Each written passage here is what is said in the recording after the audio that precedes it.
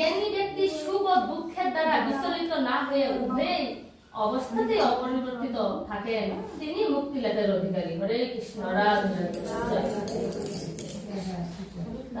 যারা জ্ঞানী তারা সব সময় মুক্তি লাভের অধিকারী হয়ে থাকে, যে কোথায় গেলে আমি সঠিক পথ পাবো, ভুল পথে কখনো চলতে হবে না।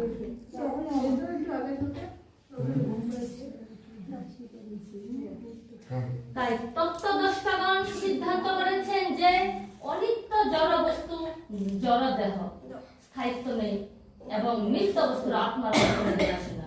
তাই আত্মার কখনো নিয়ে আসে না, কিন্তু আমাদের এই দেহ হচ্ছে জড়।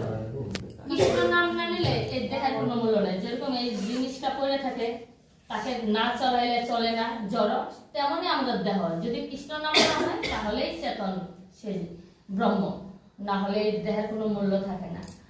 তারা উভয়ের প্রকৃতি সম্বন্ধে অবগত হয়ে এই সিদ্ধান্ত উপনীত হয়েছে। যা সমগ্র দেহে পরিব্যাপ্ত হয়ে রয়েছে তাকে তুমি অবিনাশী বলে জানবে,